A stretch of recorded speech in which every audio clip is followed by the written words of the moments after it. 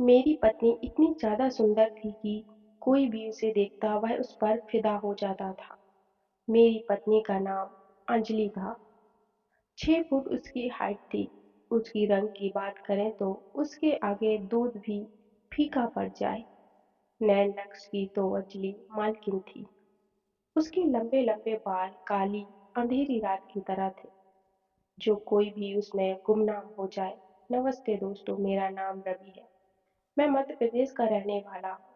आज मैं आपको अपनी एक इमोशनल कहानी बताने जा रहा हूँ। मेरी उम्र 28 साल है। मैं ना ज़्यादा काला हूँ, ना मैं ज़्यादा गोरा हूँ, बस ठीक दिखता हूँ। पैसे से मैं बहुत अमीर हूँ। मेरी फैमिली में मेरे मम्मी पापा और मैं ही हूँ। मेरे पापा शहर के जाने माने बिजनेसमैन थे। हमारी जो फैक्ट्री थी, उस फैक्ट्री में अंजलि के पापा भी काम किया करते थे। अंजलि के पापा बहुत ईमानदार इंसान थे। ऐसा कह सकते हैं जैसे मेरे पापा का वह दाहिना हाथ हो। मेरे पापा अंजलि के पापा को बहुत पसंद करते थे। अंजलि के पापा का नाम सुंदर कुमार था। सुंदर कुमार बहुत गरीब था। सुंदर कुमार की फैमिली में उसकी पत्नी और उसकी बेटी अंजलि ही थी। अंजलि कभी-कभी अपने पापा से मिलने फैक्ट्री आया करती थी। जैसे उसके पापा कभी टिफिन लेकर नहीं आते थे तो अंजलि देने आया करती थी। एक दिन अंजलि सुबह-सुबह अपने पापा से मिलने आई।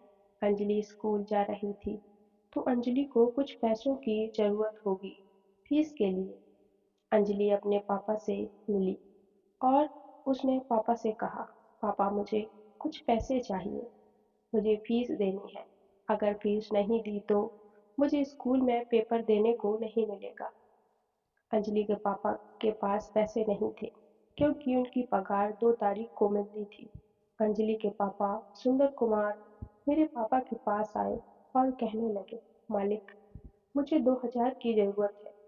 मुझे अपनी बेटी की फीस देनी है, नहीं तो उसकी परीक्षा में बैठने नहीं दिया जाएगा।" मेरे पापा कहने लगे, "ठीक है सुंदर कुमार, मैं तुम्हें पैसे दे देता हूँ।" उतने में अंजलि भी वहीं पर आ गई। मेरे पापा ने अंजलि को देखा। अंजलि है मेरे पापा को देखा। अंजलि ने पापा को प्रणाम किया और नमस्ते भी कहा। मेरे पापा ने अंजलि को पैसे दिए। 2,000 की बजाय अंजलि को 5,000 दिए और कहा, "बेटा जाओ, और भी ज़रूरत हो तो मुझे बेझिझक होकर बताना। मैं तुम्हारे पापा का दोस्त हूँ, ऐसा समझो।" अंजलि पैसे लेकर वहाँ से चली गई। मेरे पापा को अंजलि पसंद आ गई थी। अंजलि बहुत संस्कारी लड़की थी और सुंदर तो वह बहुत थी।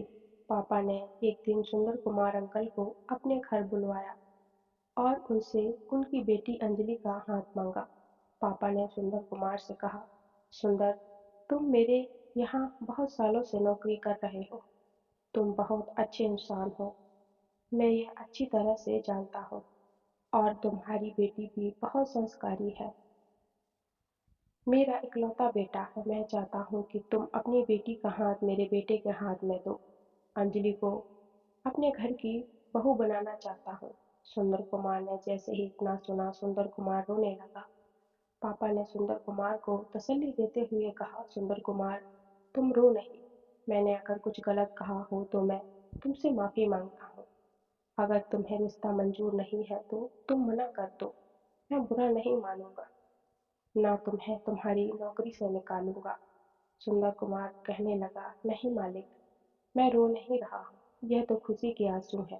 मेरी बेटी की किस्मत इतनी अच्छी हो गई है, मैंने कभी नहीं सोचा था। मुझे यह रिश्ता मंजूर है मालिक। आप जैसे चाहे वैसे शादी होगी।"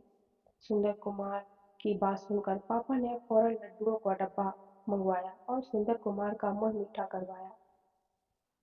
4 दिन बाद हम सुंदर कुमार के घर गए शगुन लेकर। हमने अंजलि को शगुन दिया और सगाई की। 2 महीने बाद हमारी शादी हुई।